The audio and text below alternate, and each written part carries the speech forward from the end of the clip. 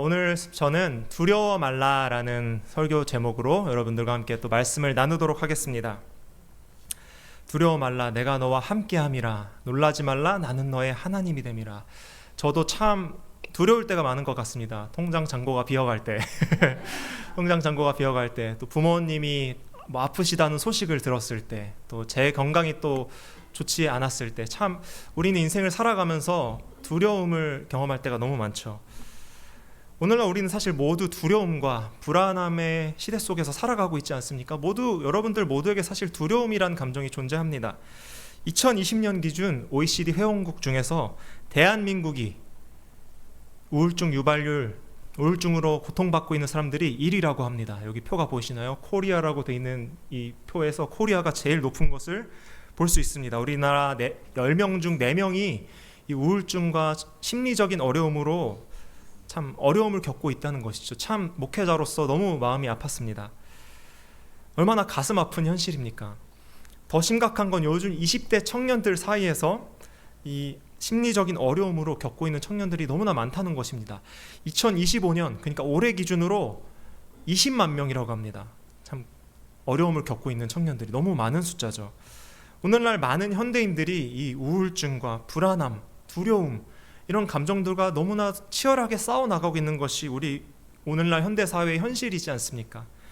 왜 이렇게 우리는 불안함과 두려움을 느끼며 살아갈까요? 그것은 경쟁사회 속에서 살아남아야 한다는 불안감, 극심한 스트레스, 미래에 대한 불안감, 소중한 것들, 건강, 가족, 재산이나 직위 이런 것들을 잃는 것에 대한 두려움 등 여러 가지 이유가 있을 것입니다. 사실 이것은 오늘날 세상을 살아가는 우리 이야기이기도 합니다. 우리 모두 불안함과 두려움이라는 감정에 매일 마주하면서 살아가고 있기 때문이죠. 저 또한 그렇습니다. 오늘 우리가 살펴본 이사야서, 그 당시 이스라엘 백성들은 굉장히 암울하고 우울한 상황 가운데 있었습니다. 두려움과 불안함이 엄습해 있는 그런 시대적 상황 가운데 있었습니다. BC 722년에 북이스라엘은 이미 멸망했고 남유다, 그러니까 이스라엘은 남과 북으로 나눠져 있었는데 586년에, 그러니까 기원전 586년에 남유다 왕국도 멸망하게 됩니다. 그래서 이제 바벨론이라는 나라의 포로로 잡혀가게 되는데요. 무려 70년 동안 이들은 철저히 고통받고 무시당하고 외면당하며 그 바벨론의 압제 속에서 참 어려운 삶을 살아갑니다. 하지만 오늘 본문인 이사야서는 두 부문으로 나눠지는데 1장부터 39장까지는 하나님의 무서운 그러니까 심판을 선포하는 내용이 주어지고 그 40장부터는 66장까지는 하나님의 위로의 회복의 예언이 주어지는 책입니다. 그래서 오늘 본문인 이 41장에서는 이사야 선지자가 이스라엘 백성들을 위로하고 있는 내용인 것입니다. 두려움에 떨고 있는 이스라엘 백성에게 두려워 말라, 내가 너와 함께함이라. 놀라지 말라, 내가 너의 하나님이 됨이라. 위로의 말씀을 선포하고 있는 것입니다. 그래서 저는 오늘 말씀을 통해서 두려움이 팽만한 이 세상 속에서, 참 불안함이 넘실대는 이 세상 속에서 우리가 어떻게 참된 위로와 평안을 누리며 살아갈 수 있을지 오늘 말씀을 통해서 제가 함께 살펴보도록 하겠습니다. 첫 번째 말씀은 두려워 말라, don't be afraid. 하나님이 함께 하신다는 사실을 기억하라라는 것입니다. 이스라엘 백성들은 언제나 자신들이 하나님께 선택받은 거룩한 백성이라고 생각했습니다. 하나님이 우리와 함께 하시기 때문에 언제나 우리는 형통의 길, 우리는 승리의 길을 걸을 것이다 라고 자신 있게 생각했던 그런 민족이었습니다. 선민이라고 부르지 않습니까? 이스라엘 민족을 선택받은 민족.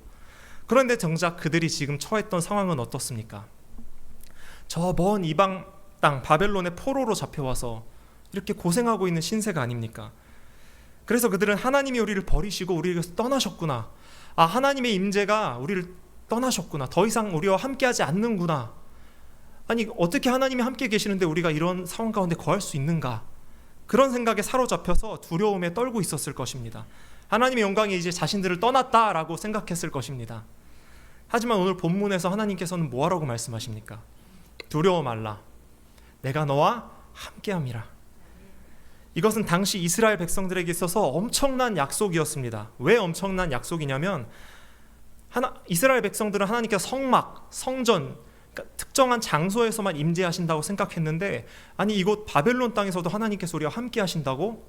너무나 놀라운 약속이었던 것이죠. 그래서 내가 너희 어디 거하든지 너희가 어디에 가든지 광야든 거기가 불구덩이든 바벨론 땅이든 내가 너와 함께 하겠다라고 주님께서 말씀하시는 놀라운 약속의 말씀인 것입니다. 너희를 지키고 붙들겠다. 임마누엘의 약속인 것이죠. 이스라엘 백성들은 지금 당장 70년 동안의 이 포로 생활이 빨리 지나가기만을 애타게 기다렸을 것입니다. 그렇지 않습니까? 우리가 포로로 잡혀갔다고 한번 생각해 봅시다. 무엇이 가장 기다려질까요? 해방. 우리도 일제의 압제 가운데 있지 않았었습니까? 해방, 빨리 고국으로 돌아가는 것, 빨리 포로에서 해방되는 것이 유일한 목적이었을 것입니다. 그날만은 손꼽아 기다렸을 것입니다. 그런데 하나님께서 이렇게 말씀하시는 것입니다. 너희가 어디에 있든지 그곳에서도 내가 너와 함께하며 너를 지킬 것이다. 아멘이십니까? 그래서 우리는 임마누엘, 우리와 함께 계시는 하나님을 늘 기억해야 합니다. 이사야 7장 14절에서는 임마누엘, 이 임마누엘의 예언이 주어지는데 놀랍게도 사실 이 이사야서는 신약 성경이 기록되기 한참 전에 기록된 구약 성경이지 않습니까? 근데 이 놀라운 예언의 말씀은 신약 성경인 마태복음 1장 23절에서 그대로 성취됩니다. 예언의 성취인 것이죠. 그 임마누엘이 바로 누구라고 말씀하고 있습니까? 우리 주 예수 그리스도입니다. 그 임마누엘의 뜻이 뭐라고 말씀하고 있죠? 마태복음 23절 우리 함께 읽어볼까요? 두 번째 말씀 시작. 보라 처녀가 잉태하여 아들을 낳을 것이요 그의 이름을 임마누엘이라 하리라. 네, 여기까지 읽겠습니다. 뭐라고 말씀하고 있습니까? 하나님이 우리와 함께 하신다. God is with us. 그러니까 하나님께서 우리와 함께 하신다는 사실, 끊임없는 우리의 죄와 불순종에도 불구하고 포로로 잡혀간 이스라엘 백성들의 그 암울한 시대적 상황에도 불구하고 하나님께서는 그곳에서도 그들을 신실하게 지키시며 함께 하신다라고 말씀하시는 것입니다. 우리가 인생의 폭풍 가운데서 고난 가운데 있을 때, 어려운 일을 만날 때 이 임마누엘, 우리 주 예수 그리스도께서 그 고통의 자리 가운데, 참 그 슬픔의 자리 가운데, 그 무너진 자리 가운데서도 친히 함께 하신다는 그 임마누엘, 그 예수 그리스도께서 함께 하신다는 사실을 날마다 기억하시는 성도님들이 되시길 간절히 축복합니다. 다니엘의 세 친구, 한 가지 예를 좀 살펴보고 싶은데요. 다니엘의 세 친구를 여러분 혹시 아시나요? 다니엘의 이야기 아시죠? 다니엘과 세 친구, 유명한 이야기지 않습니까? 우리가 주일학교 때 많이 들었던 이야기죠. 사드락과 메삭과 아벳느고, 다니엘. 이 다니엘의 세 친구들은 오늘 본문인 이스라엘 백성들이 포로로 잡혀갔을 시기에 동일하게 포로로 잡혀갔던 사람들이었습니다. 이들은 엘리트층 청년들이었는데 그들은 당시 머리도 좋고 용모가 빼어나서 이 바벨론의 고위급 인재로 훈련시키기 위해서 바벨론식 교육을 받았던 사람들이었습니다. 바벨론 왕실을 위해서 일할 인재가 되기 위해서 말이죠. 하지만 그들은 세상과 구별되어서 이 이방 땅 바벨론 땅에서도 하나님만을 섬기기로 뜻을 정한 사람들이었습니다. 그러던 어느 날 다니엘과 이 세 친구들이 이 느부갓네살 왕이란 사람이 큰 금신상을 만들어서 너희 모두 여기에 절해라, 절하지 않으면 뜨거운 풀무불에 너희를 던져버릴 것이다 라고 이렇게 엄포를 놓습니다. 그래서 그 금신상에 절하지 않았다는 이유로, 하나님을 섬기는 자들이었기 때문에 절하지 않았다는 이유로 모함을 당했고 평소보다 7배나 뜨거운 그 풀무불에 던져지게 됩니다. 그들은 풀무불에 던져질 위협 속에서도 어떤 믿는 구석이 있었는지 담대하게 이렇게 말합니다. 다음 말씀으로 넘겨주시겠습니까? 제가 읽겠습니다. 왕이여, 우리가 섬기는 하나님이 계시다면 우리를 맹렬히 타는 풀무불 가운데서도 능히 건져내시겠고 왕의 손에서도 건져내시리이다. 담대함이 있었던 것이죠. 그래서 그렇게 그들은 그 믿음을 지켰다가 맹렬히 타는 풀무불에 던져지게 됩니다. 그렇게 순식간에 그 뜨거운 풀무불에 잿더미가 되어 있을 줄 알았는데 놀랍게도 그들은 털끝 하나도 상하지 않았습니다. 아무것도 해를 입지 않은 상황 가운데 있었습니다. 도대체 무슨 일이 일어났던 것일까요? 다음 말씀 한번 띄워주시겠습니까? 느부갓네살 왕은 이렇게 고백합니다. 우리가 결박하여 불 가운데 던진 자는 세 사람이 아니었느냐? 아니, 우리는 사드락과 메삭과 아벳느고 세 사람을 던졌는데 왜 네 사람이 보이느냐? 내가 결박되지 아니한 네 사람이 불 가운데로 다니는데 상하지도 아니하였고 그 넷째의 모양은 신들의 아들과 같도다 라고 고백합니다. 방금 전에 그 풀무불 사진 한 번만 더 띄워주시겠어요? 여러분들 좀 힌트를 발견하셨나요? 3명을 던졌는데 지금 안에는 몇 명이 있죠? 이렇게 어깨동무를 하신 한 분이 더 있죠. 누굴까요? 많은 학자들은 이 네 번째 사람이 예수 그리스도, 신들의 아들, 하나님의 아들 예수 그리스도라고 해석합니다. 그들이 풀무불 속에서도 털끝 하나 상하지 않았던 이유는 주님께서 그 친히 풀무불 가운데 함께 계셨기 때문입니다. 네 번째 친구가 되어주시며 함께 하시며 친히 그들을 보호해 주셨기 때문에 그들이 털끝 하나 상하지 않았다는 것입니다. 사랑하는 여러분, 주님의 자녀로 살아간다는 것은 너무나 기쁘고 행복하고 참 복된 삶입니다. 아멘이십니까? 하지만 때로는 그 길이 늘 형통하고 늘 활짝 열린 꽃길만 걷는 길은 아니지 않습니까? 우리가 살다 보면 불 가운데 던져질 때도 있고, 우리 인생을 살다 보면 폭풍 가운데, 광야 한가운데 던져질 때도 있는 게 우리의 인생 아닙니까? 지금 이스라엘 백성들이 처한 현실처럼 말입니다. 하지만 우리가 주님의 자녀로서 신앙생활하는 성도로서 우리가 기억해야 될 것은 두려워 말라. 내가 너와 함께함이라. 내가 그 풀무불 속에서도, 고난의 그 폭풍 속에서도, 너희가 어디에 있든지 내가 너와 그곳에서도 친히 함께할 것이다 라는 사실을 우리는 기억해야 한다는 것입니다. 그곳에서도 주님께서 우리와 함께 눈물을 흘리시며 함께 아파하시며 우리를 붙드시며 구원의 길로 인도하시는 신실하신 하나님이시라는 사실을 우리는 날마다 기억해야 한다는 것입니다. 우리는 늘 어떤 아픔이나 고통이 찾아왔을 때 주님 그냥 이게 빨리 지나가게 해주세요 라고만을 고백합니다. 하지만 우리는 기억해야 됩니다. 우리의 문제의 근본적인 해결은 주님께서 함께 하신다는 사실.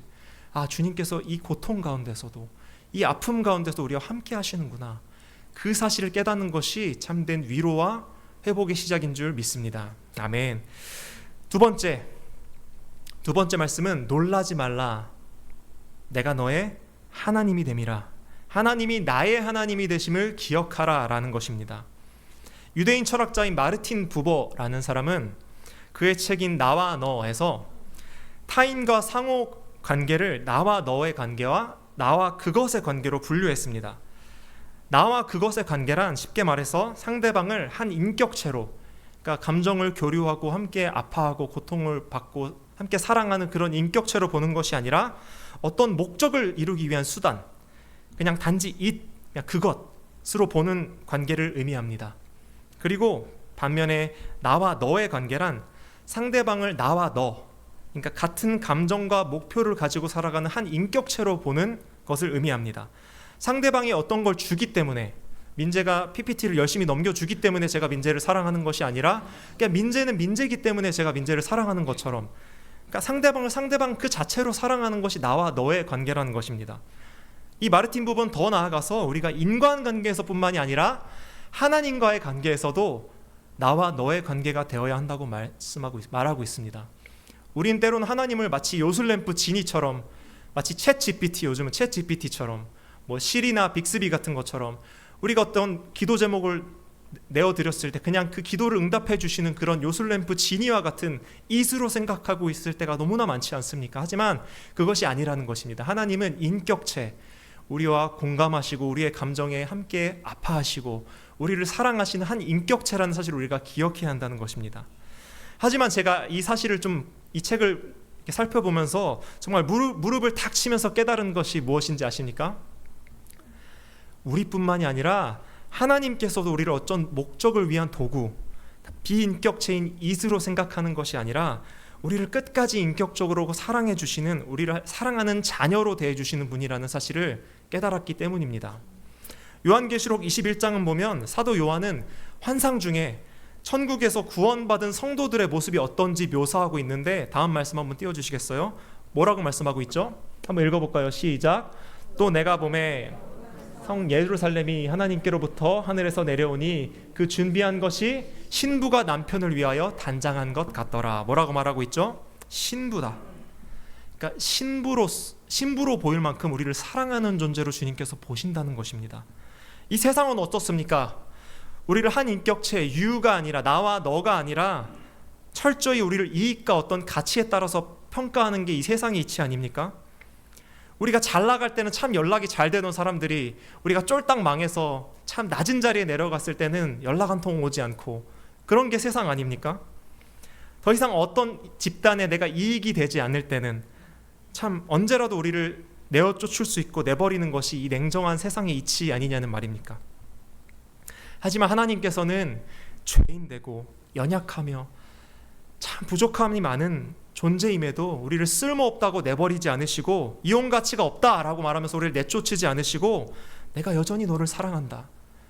나는 여전히 너의 하나님이다 라고 말씀해 주시는 하나님이시라는 것입니다. 오늘 본문에서 이스라엘 백성은 거룩한 하나님의 선민으로서의 자격을 잃고 그 영광스러운 자리를 떠나 지금 어떤 신세가 되어 있습니까? 포로로 잡혀온 신세가 되어 있었습니다. 하나님께서는 자랑스럽지 않으셨을 것입니다. 그럼에도 불구하고 하나님께서는 놀라지 말라, 낙심하지 마라, 내가 너의 하나님이다 라고 말씀하고 계신다는 것입니다. 다른 이방 족속들이 이렇게 조롱했을 것입니다. 너희 출애굽시키고 너희를 홍해를 가르고 너희를 그렇게 신실하게 인도했던 하나님이 너희가 이제 쓸모 없어졌기 때문에 너희랑 더 이상 함께하지 않으실 거야 라고 조롱했을 것입니다. 하나님은 하지만 그럼에도 불구하고 나는 너의 하나님이다, I'm your God, 소유격입니다, 너의 하나님이다 라고 그럼에도 불구하고 말씀하신다는 것입니다. 사랑하는 아들아, 딸아, 내가 어떤 부끄러운 모습 가운데 있든지 어떤 수치 가운데 있든지 나는 너의 하나님이다, 나는 너의 편이다 라고 우리에게 말씀하고 계신다는 것입니다. 아멘이십니까? 좀 개인적인 이야기를 좀 나누고 싶은데, 저는 아내 동안 이제 6년 동안 연애를 했습니다. 참 연애를 길게 했죠. 처음에 아내를 만났던 것은 교회에서 처음 만났습니다. 우리 또 청년들이 교회에서 또 역사가 일어날 줄 믿습니다. 저는 교회에서 만나는 게 너무 건강한 것 같아요. 교회에서 처음 만났는데 제가 이제 찬양팀 선생님이었어요. 지금 또 찬양을 인도하지 않습니까? 그때는 더 젊은 이제 목소리도 옥구슬 같은 이제 찬양 인도 선생님이었습니다. 근데 그곳에서 제가 이제 23살 때였을까요? 이제 아내를 처음 만났는데 아내는 그때 고등학생이었습니다. 물론 제가 고등학생을 만난 건 아닙니다, 여러분. 큰일 납니다. 고등학생이 처음 이제 학생과 선생님으로서 처음에 이제 만났어요. 근데 처음에 아내가 저를 되게 싫어했다고 하더라고요. 어떻게 교회에 저런 사람이 있을 수가 있지? 제가 그때는 이제 락밴드 하고 이럴 때였어서 좀 이렇게 많이 다크한, 좀 어두운 그런 사람이었거든요. 막 귀걸이하고 이런 사람이었었는데, 그러다가 이제 또 이제 찬양팀 학생으로서 처음 만나서 이렇게 선생님과 학생으로서 좋은 관계를 계속 유지하고 있었습니다. 저는 사실 아내가 그때부터 저를 좋아했다고 이렇게 의심을 하고 있지만 아내는 아니라고 끝까지 굳고 부인하더라고요. 그렇게 저희는 계속해서 선생과 제자로 지내다가 이제 아내가 고등학교를 졸업하게 되고 대학부가 돼서 이제 대학부로 올라오지 않습니까? 청년들이 졸업하면 올라왔는데 또 저는 이게 하나님의 섭리라고 믿는 게, 올라왔는데 또 제가 이제 새내기 이제 프레시맨 그룹의 리더로 있었는데 그 제 그룹에 또 아내가 배정이 된 거예요. 그래서 뭐가 있나 보다, 이 친구가 이렇게 나랑 같이 계속 이렇게 함께 붙여주실까라고 좀 진지하게 좀 생각을 하게 되었습니다.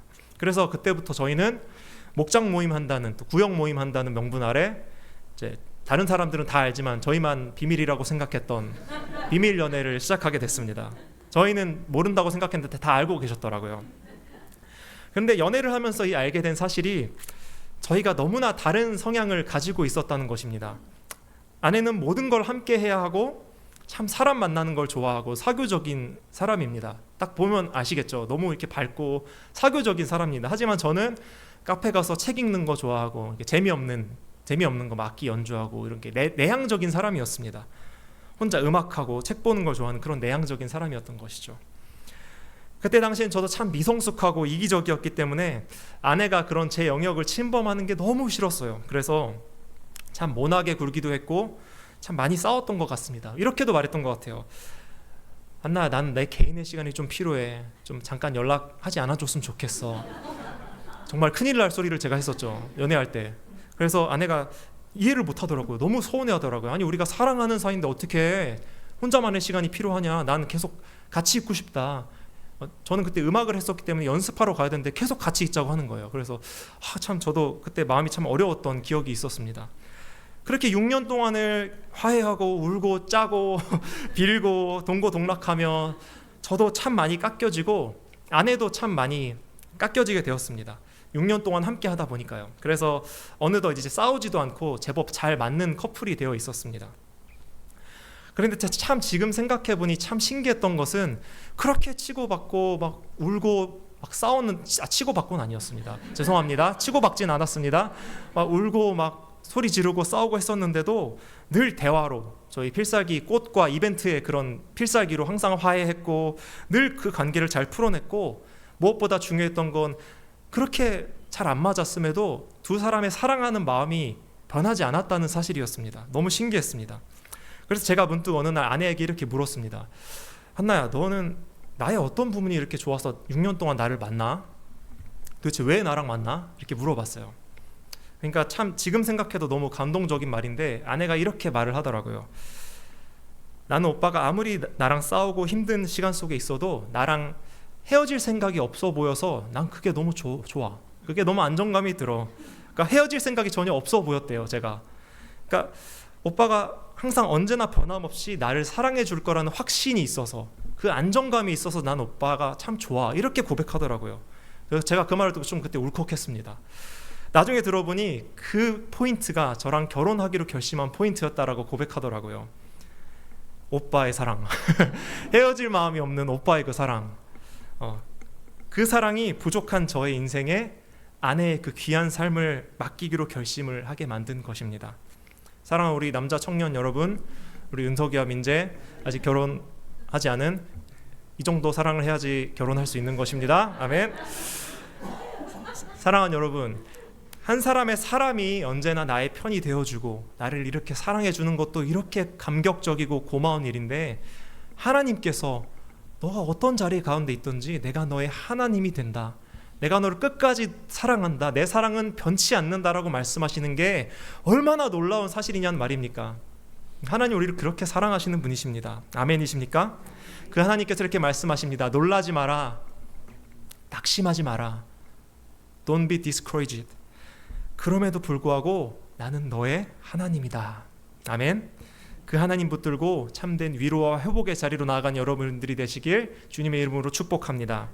마지막으로 내가 너를 굳세게 하리라, 우리를 도우시고 붙드시는 하나님을 의지하라 입니다. 오늘 말씀은 뭐라 말하고 있습니까? 한번 같이 읽어볼까요? 시작. 내가 너를 굳세게 하리라, 참으로 너를 도와주리라, 참으로 나의 의로운 오른손으로 너를 붙들리라. 마지막 세 번째로, 어려움 가운데 있을 때, 두려움이 밀려올 때 우리를 굳세게 하시고 도우시며 붙드시는 그 하나님을 의지할 때 우리는 승리할 수 있다는 사실을 우리는 기억해야 합니다. 성경을 보면 참 신기한 게, 하나님께서는 어딘가 완벽한 사람이 아니라 참 부족함이 있는 자들을 택하여서 사용하셨다는 사실을 알 수 있습니다. 이스라엘의 가장 위대한 왕이라고 불려진 다윗 왕에 대해서 한번 살펴볼까요? 다윗 왕은 직업이 목자였습니다. 목자, 양치기. 당시에 양치기는 천대받는 직업이었습니다. 이 아이오와 땅은 참 목장이 많죠. 아이오와의 산업이 주 산업이 옥수수와 돼지 농사를 하더라고요. 근데 이 당시에는 양치기라는 직업은 참 천대받고 멸시받던 직업이었습니다. 그리고 그 모든 형들은 8명의 형제가 있었는데 막내였거든요, 다윗이. 모든 형들은 전쟁터에 나갔는데 다윗은 너무 연약한 자여서 전쟁터에도 나갈 수 없었던 그런 연약한 사람이었습니다. 사실 다윗은 뭐 세상적으로는 아무것도 내세울 것이 없는 그런 사람이었어요. 물맷돌이나 던지고 수금과 비파만 칠 줄 알지 아무것도 내세울 게 없는 사람이었습니다. 하지만 하나님께서는 그의 스펙이나 외모를 보지 않으시고 그 안에 있는 하나님을 향한 진실된 마음을 보시고, 그러니까 사도행전의 말씀인가요? 잘 기억이 나지 않는데 하나님께서 다윗을 내 마음에 합한 자였다고 말씀하고 있거든요. 하나님께서는 자신의 마음에 합한 자였던 그를 택하셔서 사울 왕을 대신할 왕으로 기름 부으셨습니다. 그리고 그를 물맷돌 하나로 거인 그 골리앗을 무찌르고 블레셋의 압제에서 이스라엘을 구원하는 위대한 도구로 하나님께서 사용하십니다. 그리고 그는 이스라엘 역사에서 가장 위대한 왕이 됩니다. 그 이스라엘의 국기 여러분 아시나요?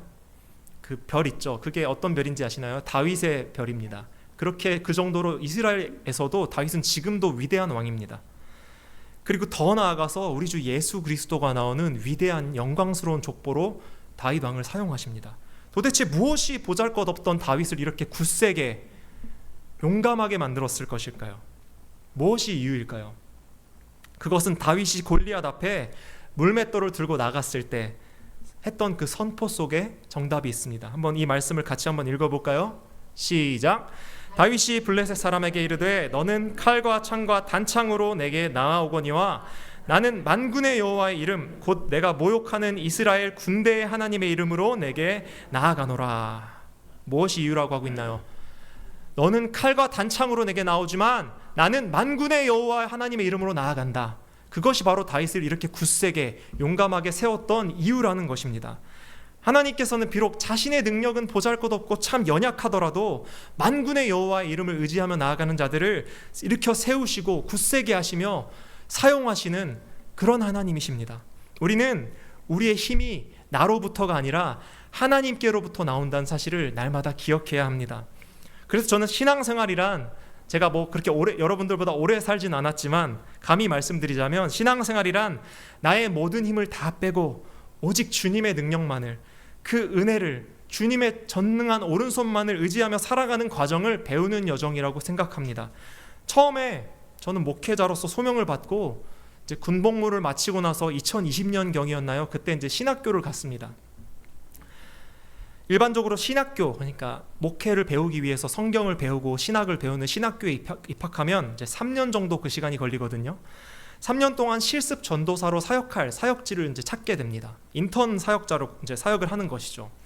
근데 사실 그 당시 제 자존감이 너무 바닥이었습니다.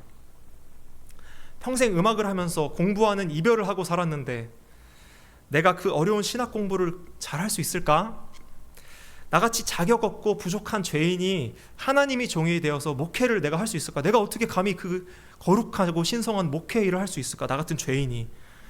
내가 교회에 가면 성도님들이, 목회자분들이 날 싫어하면 어떡하지? 이런 참 마음의 두려움들이 참 많았던 것 같습니다. 그래서 진지하게 하나님께서 부르셨음에도, 그 확신이 있었음에도 이 길을 포기해야 하나? 다시 생각해 봐야 하나? 이렇게 생각했던 기억이 있습니다. 그래서 개인적으로 마음이 참 어려웠던 시절이 있었습니다. 정말 하나님께서 부르셨다는 확신은 있었는데 너무 두려워서 어디로 숨고 싶더라고요.